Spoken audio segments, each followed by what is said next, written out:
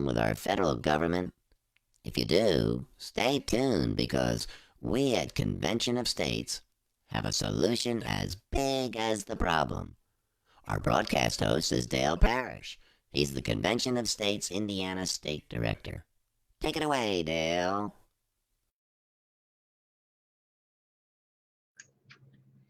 Well, thank you, Maringo Mike, for that introduction, and I want to welcome everyone to our broadcast this evening. Like Maringo Mike said, my name is Dale Parrish.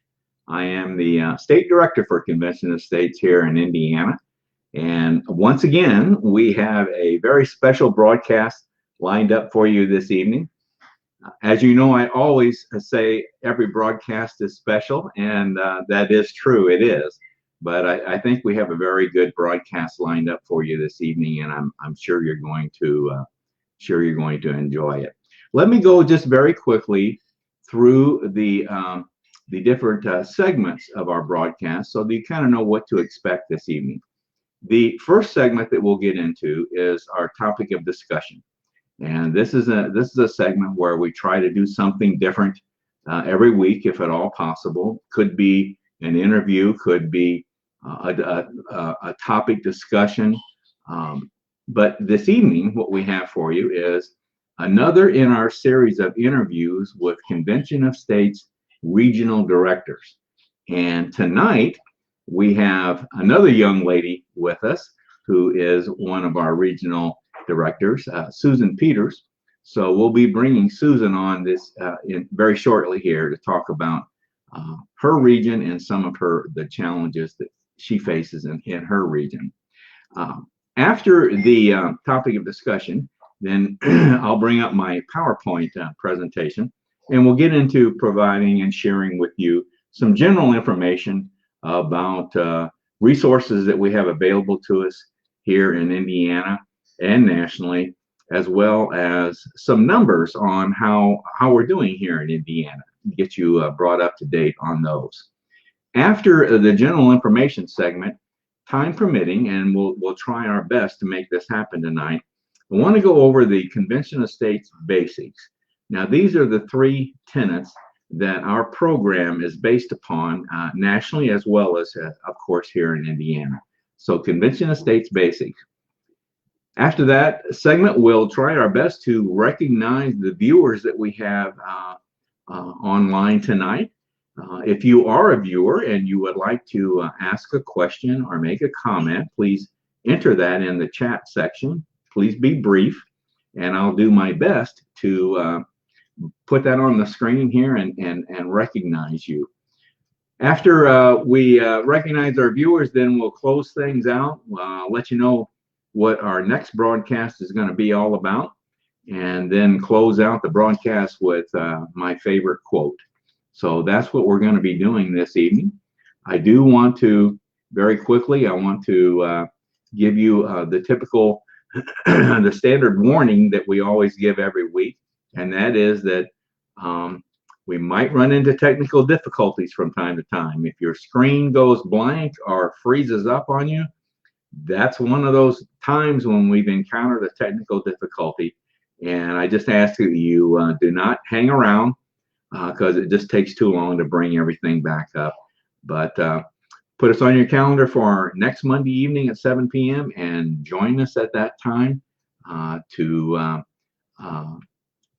enjoy another broadcast. All right. Well, without further ado, then I am going to bring up our guest this evening. And there she is. Hi, Susan. Hello, guys. Thanks. Okay, good. Glad you could join us tonight. If our viewers recall, Susan was originally scheduled to appear a couple weeks ago, and we ran into technical difficulties, a lot of technical difficulties. But so we finally got through those and worked it out. So we rescheduled her again for this evening. So glad you could join us tonight, Susan. Thank you for giving us your time. I always like to start out in our interviews with regional directors, and actually with our interviews on any convention of states individuals, be them nationally or state. And that is for you to start off by telling us your convention of states story, not your life story. We don't have time for that tonight. No. Tell us your COS story. Okay, Susan. well, okay, thanks, Dale, and thank you all. Now, are you Indianans? Is that what I call you? Folks from You call us Indiana are Hoosiers. Indianans? Hoosiers. Thank you very much. My apologies. I should know that. That's okay. Anyway, thank you all Hoosiers for letting me get on the call tonight with you at the Facebook Live. I am a Convention of States regional director, and I have been that for about 6 months now. But before that, I've always been a bit of a political junkie. And when I was asking my husband at supper how I should start this off, he told me one of his favorite lines that I use is something that I've been saying for decades now. When Mark Meckler talks about the question being who decides, it isn't a party issue. It's not a Republican-Democrat issue. And he's heard me say many times, Republicans just want more government than Democrats do. And that's why Convention of States is such an important thing to me, because I don't want to go into the more government side. I believe that our purpose here is self-governance, and that we can make the decisions that we want to. And now I'm preaching and not telling my story. Sorry about that, Dan. Right. I came to Convention of States at a conservative meeting in Richmond area about 3 years ago, when this darling young man, everybody's getting to be young nowadays, but when he walked up to me and said, "So glad you're at the meeting. My name's Chris Walker, and I'm the state director for Convention of States in Virginia." And if you can just imagine, if this guy had a white hair and a goatee, he would have looked like Colonel Sanders. And he had that smooth talking Southern drawl, and he probably could have talked to me forever on Convention of States. But I didn't let him. I've talked to him a number of times. I wasn't there for Convention of States. I was there because I was a conservative activist and I wanted to see what was going on. And about 3 months after that, I heard Mark Meckler being interviewed on Glenn Beck right after the simulation. And I was hooked. I went to the simulation on the website twice, and I just sat there. So that's 12 hours of simulation, and that's repeating. And I just sat there soaking this all in and saying, this is what our country is all about. This is what we're supposed to do. And we have the resources in our Constitution to be able to restore this. I'm not one for backing away from a good fight, so I joined. And I signed up to be a district captain right away.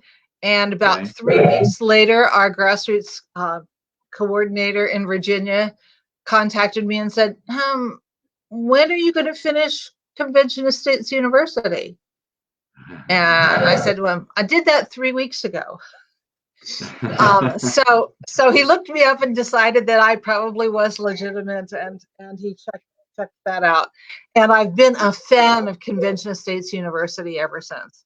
I haven't quite taken all the courses yet, but I'm still working at a few of them because they're just such a. Which one did you get?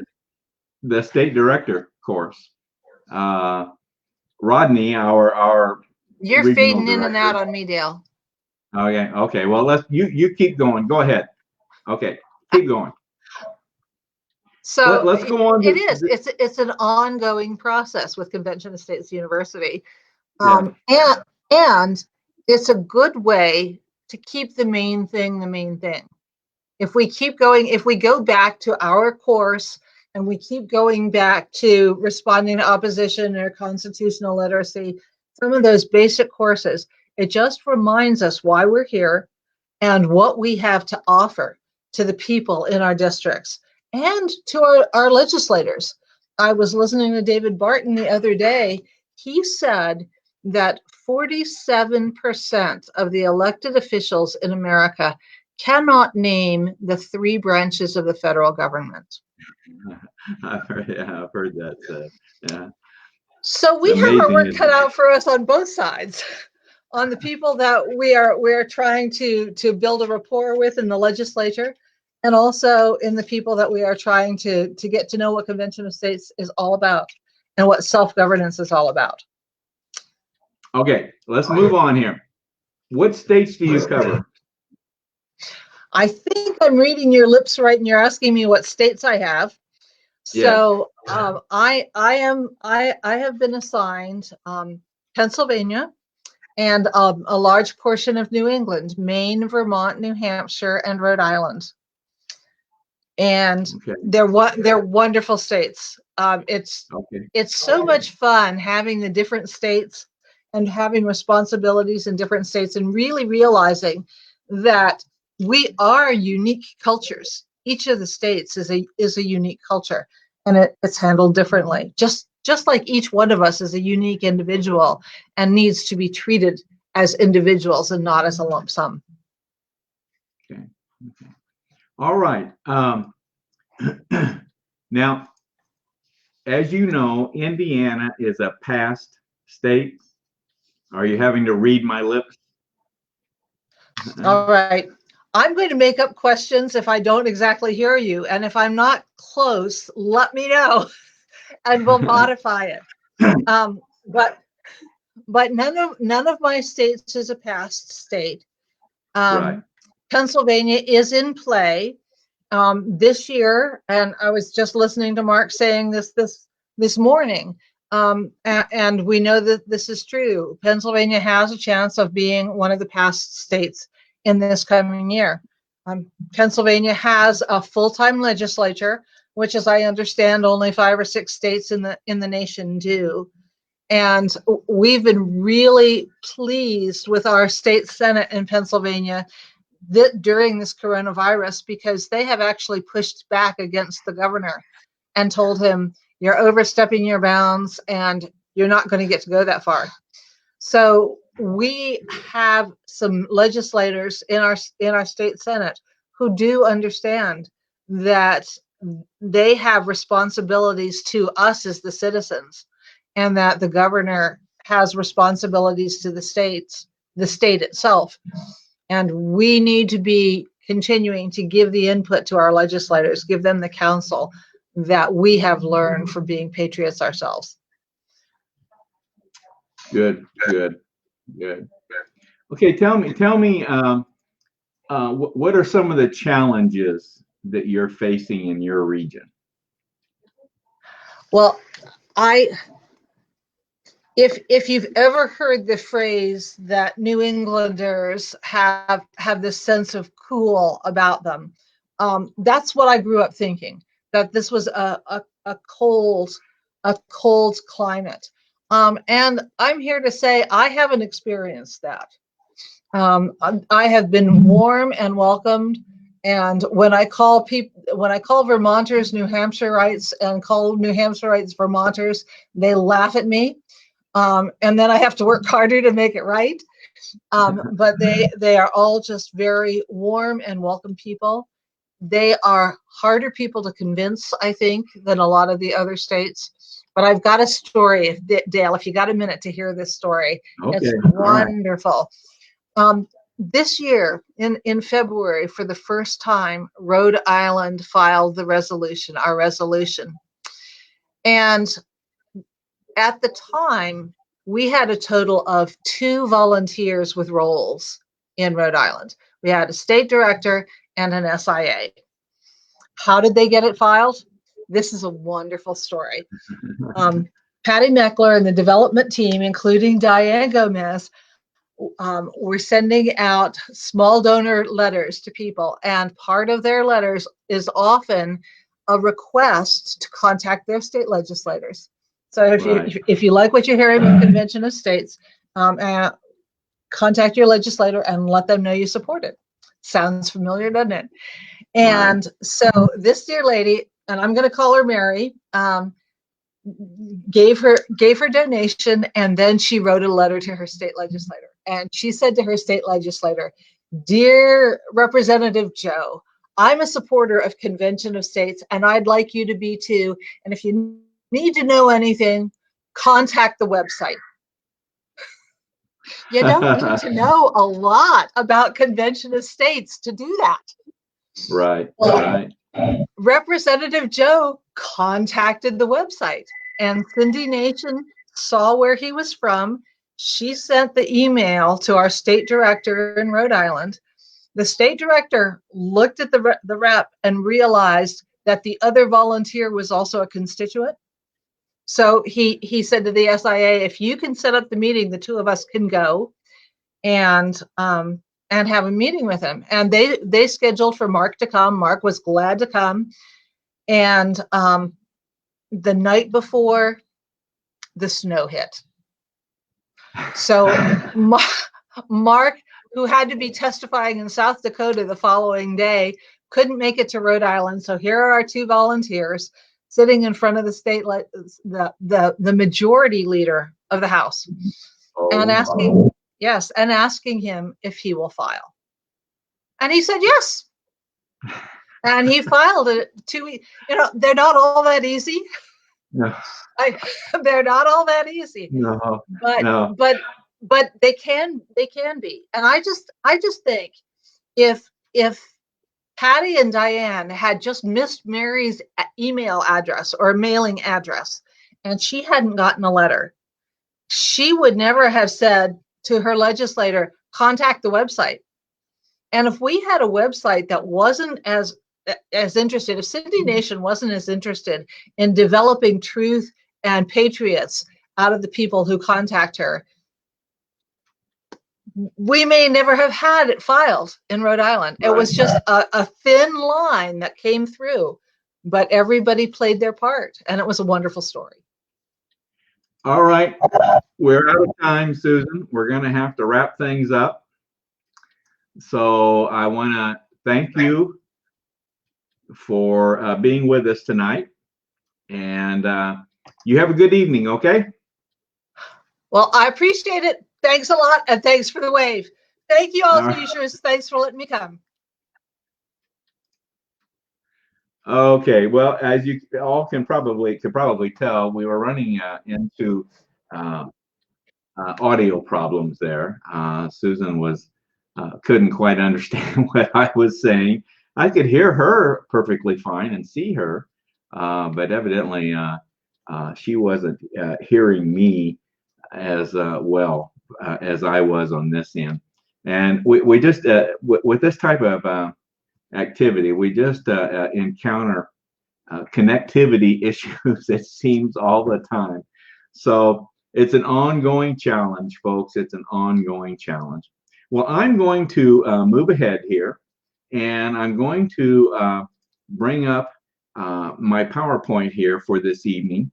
And I want to, in order for you to get a good view of what I'm talking about, I want to initiate the slideshow option in PowerPoint so that you get a full screen view of what we're talking about. And you should have that now. Okay, very briefly, resources that we have available to us here in Indiana. Our main resource is our national website, conventionofstates.com. You're going to hear us make reference to this website from time to time. This website has a wealth of information on it for any of you that are new to Convention of States, or if you're if you're already a supporter. The conventionofstates.com website has a wealth of information for you. And I'm going to say this, I'll be saying this again. If you're new and not part of our movement, this is your first step. is to go to the conventionofstates.com website. Now, you'll learn if you get into leadership that on the back end of this website, we use it to administer our organization here in Indiana, as well as any state. Now, embedded in the national website is our state website page, obviously a focus on the state of Indiana, conventionofstates.com/Indiana. Social media platforms, Facebook is our main one. As a matter of fact, this broadcast this evening is coming to you through our state Facebook page, Convention of States Indiana. Go to find us on YouTube. We have a YouTube channel, COS Indiana. Very much an educational resource. We have narrated PowerPoint presentations on there. We have recordings of our broadcasts. We also have links to a podcast that our legislative liaison, Paul Phillips, you've seen him on our broadcast from time to time, a podcast that Paul does called The Free to Be Free, an excellent podcast. Paul does a great job. Matter of fact, we use his podcast many times as resource material for some of the topics that we cover here on COS Indiana Live. Other platforms, Twitter, hashtag COS Indiana, Instagram, LinkedIn. We're on a number of other social media platforms. So if you're into social media, you should not have any problem finding us out in the world of social media. Quickly, some numbers for you. 2019 here in Indiana, we had over 41,000 supporters. Been growing tremendously here in the state of Indiana. We've set our goal in 2020 to be 52,000 supporters, and we're right on track to achieving that goal. So could be a good year for us here in 2020. About 2,900 volunteers, people that have indicated a willingness to help out if needed. And we have about 40 individuals in various leadership roles in our organization here in Indiana. And like I said, if you want to get involved in Convention of States here in Indiana, and if nothing else, just be a supporter, go to our website, conventionofstates.com, open an account, sign the petition, and bingo, you're a supporter. And a supporter is very, very important, you will learn. Now, if you have some time that you would like to maybe get a little more involved, once again, go to our website, conventionofstates.com, click on the menu selection called Take Action, scroll down to where it says Become a Leader, and look at the different volunteer opportunities we have here in Indiana. If one's of interest to you, open it up, read about it. If you're really interested in it, go ahead and make application. Now, don't worry, you're not obligated in any way. But what that does then is your name comes up on a report that I see every day, as well as a few others. One of us then will be in contact with you to further discuss your interest in that particular position. Now, please understand, we have different positions that require different amounts of time. I understand everyone has a time issue. Some people have more time than others to devote to a movement like ours. So you can look at the different positions. Each position description gives you an estimate of the amount of time that you might have to spend on a weekly basis. So take a look and see what would fit your schedule. All right, let's talk about, I'm going to be kind of brief on this, but I want to cover this again because we weren't able to cover it last time, and that's the basics of Convention of States. There are three basics, three tenets that comprise our program nationally as well as here in Indiana, and that's the problem, the solution, and the plan. Now, the problem basically is that our elected officials lack the will and courage to address some very, very basic structural issues in our government. Now, we've further defined this into three, what we call abuses by our federal government. The first abuse is our national debt. And Lord knows what this debt, what our national debt's going to look like after we get through this virus pandemic. As you know, we were already in excess of $23 trillion as a national debt. No telling what it's going to be once we're finished with this. And there was very little, if anything, being done to address that prior to the virus. So I don't know what's going to happen here, but this is an abuse. This is something that our federal government needs to address. And so this is the first abuse that we've identified. The second abuse has to do with our regulatory crisis. As you know, the administrative state's now considered to be the fourth branch of government. And we need to have control on the creation of regulations in our federal government. And the last abuse has to do mainly with states' rights. The balance that was once supposed to be there between states and the federal government has now all tilted toward the federal government.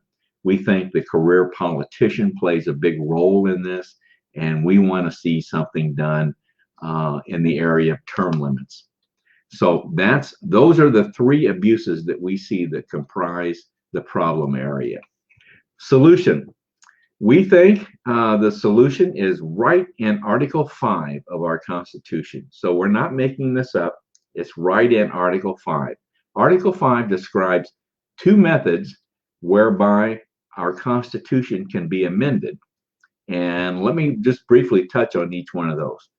The first method is where 2/3 of Congress propose an amendment, and then that amendment or amendments then have to go to the states to be ratified by 3/4 of the state legislatures, 38 states. All right, that's the method that we're used to seeing. Well, there is a second method described in Article 5, never been used. Okay, this is what we're all about. The second method is that 2/3 of the state legislatures apply to hold a convention of states for the purpose of proposing amendments to the Constitution. Any proposed amendments would then, of course, have to go through the same ratification process as in the first method. So 2/3 of the state legislatures, that's 34. Any proposed amendment then would have to be ratified by 3/4 of the states, or 38 states. This is what we're all about, the Convention of States. We want to see a Convention of States held for the purpose of proposing amendments to the Constitution amendments that would address the three abuses that we described in the problem section. Excuse me, folks. I'm cleared my throat a little bit there. Well, our plan. What's our plan to make this happen? Our plan is in two parts. The first part is the application strategy. And in the application strategy, we have literally designed the application to be used. And in the subject matter of that application, we list addressing fiscal restraints, limiting the power and jurisdiction of the government, and term limits. Those are the three areas that make up the subject matter of that application. And it's the subject matter that determines the agenda at the convention. So that's the application. Now we need 34, and they all have to be the same, okay? They all have to be the same. Now, the second part of our plan, the plan to bring this about, the second part is mobilizing the grassroots. And when we say grassroots, we're talking about you and me and our state legislators. It's our state legislators that are the ones that have to pass this application, and they're the ones that are really going to make this happen. And we as citizens have to make sure they make this happen. Now, our movement has gained a lot of momentum. Like I said, we need 34 states to make this happen. We've got 15 that have signed on and made application. We we were looking and anticipating a big year in 2020. Of course, the virus has really interfered with so many things. So I don't know how we're going to do this year, but the momentum is still there, and I think it's growing. And now, Indiana, I might mention, is one of the 15 states that has passed the application. So we are considered a passed state. That's what, when I was talking and interviewing with Susan, as we were trying to discuss there the difference between a passed state and an open state. And all of her states in her region are all open states, they're still in play, whereas Indiana is a passed state. So our momentum is growing. We have over 4 million supporters across the country, over 41,000 just here in Indiana. So legislatively, we're in all 50 states. So if you would like to join us, we would love to have you. And like I said, the first step is to go to the national website, conventionofstates.com. All right, let me get out of the PowerPoint, and let me get over here and let's look at some of the viewers that we have this evening. I see we've got Rick and Susan Lyon. These are members of our organization here in Convention of States in Indiana.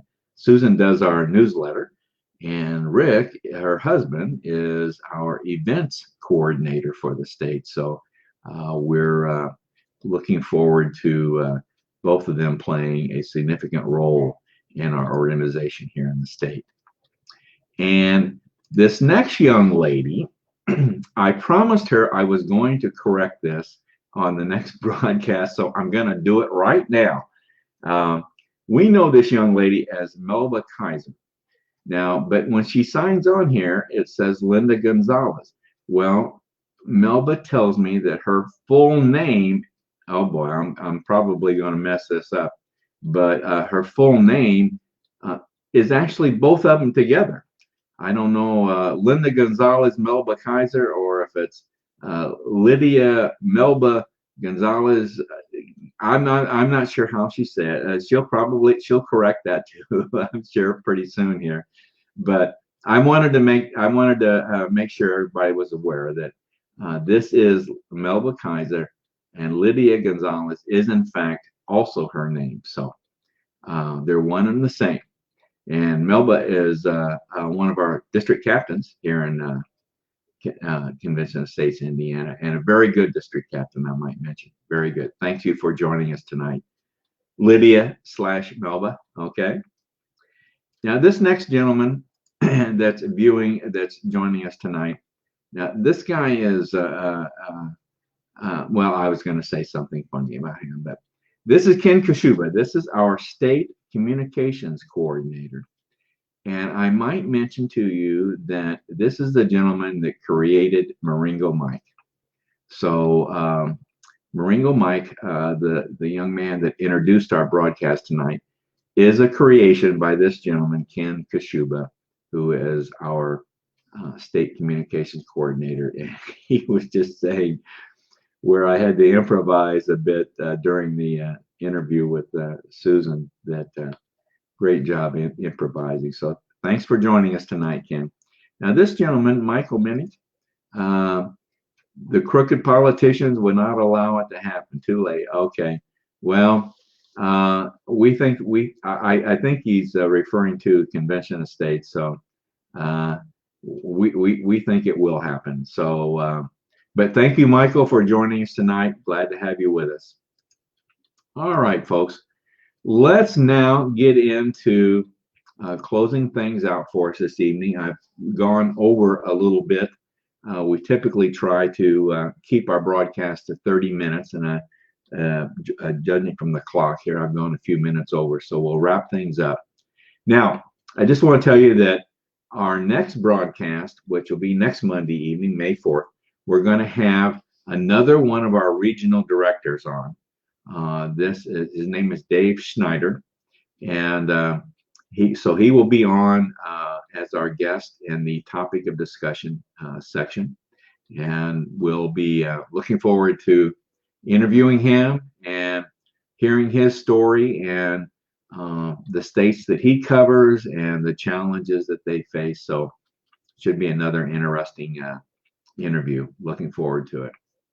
Well, like I always try to do, I always like to close with this quote, and this is from our one of our co-founders and currently president, Mark Meckler, and he basically says that, there's a fundamental question facing our country today, and that fundamental question is not what we should do, what should we do?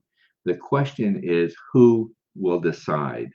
So, and I think Susan alluded to this in our interview with Susan, that we think the question facing us is a two-word question, very simply, who decides? And we believe in Convention of States that we, the people, should have a greater say-so in the decisions that are being made in our federal government. So we, the people, should be more involved in this process, and that's what we think is very important. And this all comes down under the topic of self-governance, and that's part of our vision here in Indiana, and part of our vision for Convention of States nationally as well. So with that said, I'm going to wrap things up. Once again, I also want to mention one more time, if you're not involved in Convention of States as yet and would like to get involved, the very first step to take is to go to our national website, conventionofstates.com, open an account, sign the petition, and become a supporter. Being a supporter is a very, very important position for you to be in.